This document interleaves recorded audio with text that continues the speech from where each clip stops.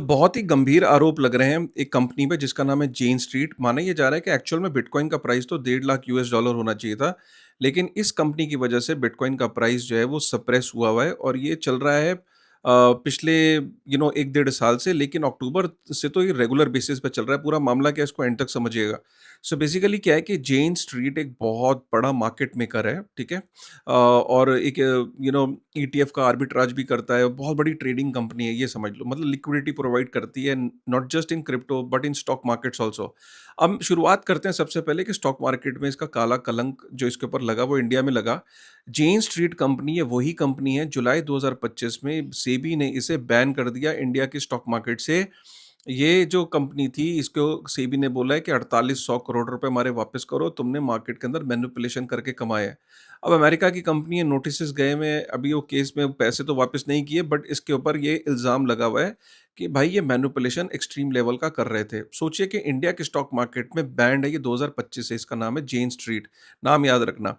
अब एक और चीज़ आई है कि जेन स्ट्रीट का जो नाम निकल के आया है वो लॉ सूट फाइल हुआ है अमेरिका के अंदर। उस लॉ सूट के अंदर ये बोला गया है कि भाई जो टेरा लूना के अंदर जो 40 बिलियन यूएस डॉलर, को लूना तो पता ही है ना, लूना टोकन का याद है ना। तो बेसिकली जो 40 बिलियन यूएस डॉलर इन्वेस्टर के जो वाइप आउट हुए थे टेरा लूना के, जो कि जो टेरा यूएसडी स्टेबल कॉइन था वो कोलैप्स कर गया था, डीपैक कर गया था, टेरा लूना का टोकन कोलैप्स कर गया था। 40 बिलियन यूएस डॉलर का मार्केट कैप कुछ घंटों में वाइप आउट कर गया था, जिसके अंदर जो उसका फाउंडर था लूना का, डो क्वान, आज की डेट में उसे 15 साल की सजा हुई है, सलाखों के पीछे है। तो उसमें लॉ सूट में ये फाइल हुआ है कि भाई एक इन्वेस्टिगेशन के दौरान हमें पूरा भरोसा है, हमारे पास तथ्य हैं जिसमें ये प्रूव होता है कि जेन स्ट्रीट भी उसके अंदर हैंड्स इन ग्लव था, मतलब ये भी उसके अंदर शामिल था। न्यूज़ क्या है एग्जैक्टली? न्यूज़ ये है कि डो क्वान के यहाँ से एक बंदा 2021 में छोड़ के जाता है, मतलब वहाँ उनकी कंपनी से। वो जाके सीधा जेन स्ट्रीट को जॉइन करता है 2021 में। बंदा बहुत स्मार्ट होता है, ये क्या करता है, दोनों कंपनियों का आपस में मिलन करवाता है और एक सीक्रेट ग्रुप बनवाता है, ठीक है? उस सीक्रेट मैसेजिंग ग्रुप के अंदर दोनों एक-दूसरे से अपनी स्ट्रैटेजीज़ को शेयर करते हैं। और उसमें जब-जब टेरा यूएसडी अपनी लिक्विडिटी को मूव करने लगता था, ऊपर-नीचे करता था, तो जेन स्ट्रीट भी उसी हिसाब से उसका बेनिफिट लेता था। इनसाइडर इन्फॉर्मेशन कहते हैं इसे। मैसिव लेवल की इनसाइडर इन्फॉर्मेशन जिसमें मिलियंस में लोग पैसा कमा रहे थे। अब इसमें क्या है कि जब टेरा लूना का जब कोलैप्स दिखने लगा, तो जब उसने कर्व प्रोटोकॉल में से जब उसका डीपैक होने लगा और जब उसको कोलैप्स दिखने लगा, तो मार्केट में तो उसने बोला नहीं। तो उसने सबसे पहले क्या करा कि 150 मिलियन यूएस डॉलर जो है वो लिक्विडिटी से मूव करे। जैसे ही डो क्वान ने जो टेरा लूना जो प्रोटोकॉल था उसके अंदर से 150 मिलियन यूएस डॉलर जो है वो एक डिसेंट्रलाइज्ड ट्रेडिंग प्लेटफॉर्म में से, लिक्विडिटी पूल में से मूव करे, हटाए। तो जेन स्ट्रीट ने भी एग्जैक्टली 10 मिनट बाद 85 मिलियन यूएस डॉलर हटाए। इससे पहले कि मार्केट में पता लगता है, इन दोनों ने पहली अपनी ये एक स्ट्रेटेजिकल मूव बना ली थी। इससे क्या पता लग रहा है कि इसका मतलब फाउंडर को तो पता ही पता था, डो क्वान को, जेन स्ट्रीट को भी पता था, कैसे 10 मिनट बाद उन्होंने 85 मिलियन यूएस डॉलर मूव करे। तो ये बताता है कि जेन स्ट्रीट भी उसके अंदर शामिल था और जेन स्ट्रीट को सब पता था। अब तो ये सामने आ गया कि वो ग्रुप भी बना हुआ था और उस ग्रुप के अंदर चैट भी थी। तो काफ़ी गंभीर आरोप हैं जेन स्ट्रीट पे। अब जेन स्ट्रीट जो है, अब चलते हैं आगे, बिटकॉइन का प्राइस कैसे सप्रेस करके रखा हुआ था। जेन स्ट्रीट बेसिकली वो कंपनी है कि देखो, जब ब्लैक रॉक का जो ईटीएफ है ना बिटकॉइन का, तो जब वो ब्लैक रॉक का बिटकॉइन का ईटीएफ जब वो बाय और सेल करता है, तो वो खुद थोड़ी ना करता है मार्केट में जाके। वो उसने जेन स्ट्रीट को हायर किया हुआ है। इन लोगों को कहते हैं ऑथराइज्ड पार्टनर्स, ठीक है? तो ये ऑथराइज्ड पार्टनर्स का काम होता है। तो ब्लैक रॉक क्या करता है कि जब बिटकॉइन ईटीएफ इशू करता है, तो उतना ही बिटकॉइन जेन स्ट्रीट उसके बिहाफ पे जाके बाय करता है। जब ब्लैक रॉक कहता है कि भाई बिटकॉइन ईटीएफ सेल हो रहे हैं, इतने सेल हो गए, तो वो उतना ही बिटकॉइन लेके, ब्लैक रॉक से बिटकॉइन लेके सेल कर देता है। जब बिटकॉइन का ईटीएफ डिमांड में होता है, तो वो ब्लैक रॉक कहता है कि भाई मेरे बिटकॉइन का ईटीएफ इतने मेरे इशू किए हैं, तो वो कहता है ठीक है, मैं उतने बिटकॉइन तुम्हारे लिए बाय कर देता हूँ। ये काम है।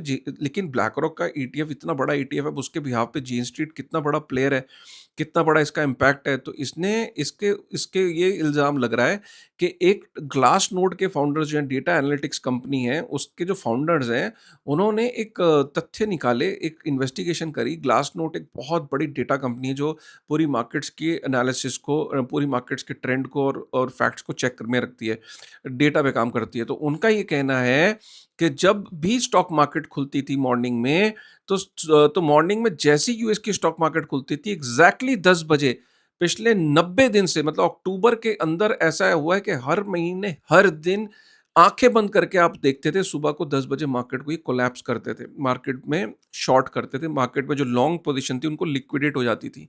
तो इसका मतलब क्या है कि ऐसा कैसे कि एक दिन चलो, 2 दिन, 3 दिन, 4 दिन, 5 दिन, पूरा-पूरा महीना आँखें बंद करके एक पैटर्न सेट हो गया। तो इसका मतलब कोई तो बिटकॉइन की प्राइस को जानबूझ के सप्रेस कर रहा था।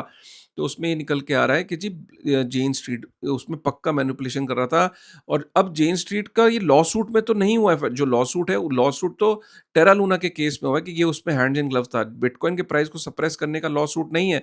लेकिन अब मार्केट में ये निकल के आ रहा है क्योंकि जेन स्ट्रीट का जो इतिहास है इतना उसका मैनिपुलेशन का, तो उसमें ये समझ में आ रहा है कि भाई जो ब्लैक रॉक का इतना बड़ा जो ऑथराइज्ड पार्टनर है, वो कहीं न कहीं मार्केट के अंदर मैनिपुलेशन में शामिल होगा। अदरवाइज़ बिटकॉइन का प्राइस इतने टाइम से सप्रेस करके रखा हुआ है डिस्पाइट द फैक्ट कि इतने इंस्टीट्यूशंस बाय कर रहे हैं, तो कहीं न कहीं इसमें जेन स्ट्रीट का रोल है। अदरवाइज़ बिटकॉइन का प्राइस 1.5 लाख यूएस डॉलर होता। नहीं, अब ये जो मार्केट के अंदर ऐसी न्यूज़ जब आ रही हैं, जो ऐसी इन्फॉर्मेशन आ रही है कि जैसे-जैसे ये इतने बड़ी-बड़ी कंपनीज़ एंटर करी ना, ये बड़े कॉम्प्लेक्स तरीके की ट्रेडिंग करते हैं, इनके कॉम्प्लेक्स ट्रेड होते हैं। फ्यूचर्स मार्केट, तभी तो फ्यूचर्स मार्केट मैं इसलिए तो मना करता हूँ, फ्यूचर्स और ऑप्शंस में तुम तो कठपुतली हो, बड़ी गेम तो बड़े लोग खेलते हैं, इसलिए मत किया करो फ्यूचर्स और ऑप्शंस भाई। मैंने ज़िंदगी में आज तक फ्यूचर ट्रेड ₹1 का नहीं लिया है, ठीक है? और मैं रिकमेंड करता हूँ, गलत काम है भाई, फ्यूचर्स और ऑप्शंस और ये सब ट्रेडिंग मत किया करो। ये बड़ी-बड़ी कंपनियाँ जो है देखो कैसे खेल खेल रही हैं, कैसे प्राइस को सप्रेस करके बैठी हुई हैं। अगर ये कंपनियाँ नहीं होती ना, तो बिटकॉइन का प्राइस कहीं का कहीं होता। 21 मिलियन ही तो है बिटकॉइन, इतनी ज़्यादा डिमांड है, लेकिन प्राइस वहीं का वहीं है, उल्टा सप्रेस करके बैठी हुई हैं बड़ी कंपनियाँ।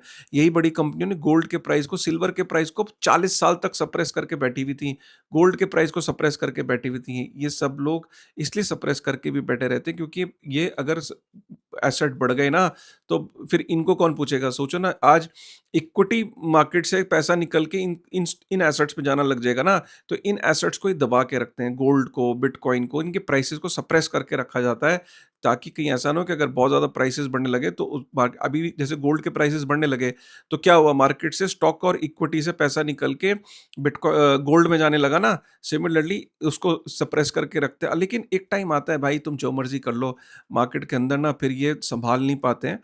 तो अब ये ऐसी-सी चीज़ें निकल के आ रही हैं, कम्युनिटी बहुत जागरूक है, उन्होंने ऐसे फैक्ट्स और ऐसे तथ्य निकाल के जब सामने रखते हैं, तो बड़ी-बड़ी कंपनियाँ भाई कोलैप्स हो जाती हैं। तो अभी भी इंडस्ट्री नहीं है, मैं ये कहूँगा कि ऐसी ये अच्छा साइन है, तभी बिटकॉइन अभी पंप कर गया है। आपने देखा होगा $68,000 के आसपास चला गया था बिटकॉइन। तो यही कारण है। और अगर ये प्रूव हो जाता है और जीन स्ट्रीट का कैंसल कर देता है अगर ब्लैक रॉक, कि भैया मैं, मेरा नाम भी बदनाम हो रहा है, तो भाई मार्केट के अंदर ये बड़ी बुलिश न्यूज़ होगी, ठीक है ना? तो अगर ये ऐसे मैनिपुलेटर्स मार्केट से हटेंगे ना, मैं नहीं कह रहा हूँ फिर पैदा नहीं होंगे, लेकिन अगर फिलहाल अभी हटेंगे, तो शॉर्ट टर्म में आप बिटकॉइन के प्राइस में काफ़ी अच्छा मूवमेंट देख सकते हो, ठीक है? दोस्तों के साथ इस इन्फॉर्मेशन को शेयर करिएगा, अगर ये इन्फॉर्मेशन आपको पसंद आई है, चैनल को सब्सक्राइब कर लीजिए और लाइक ज़रूर करिएगा, और अपना कमेंट करिएगा कि आपको क्या लगता है, ये बड़े-बड़े प्लेयर्स के आने से बिटकॉइन को नुकसान हुआ है या बहुत फ़ायदा हुआ है? कमेंट ज़रूर करिएगा। Thank you very much.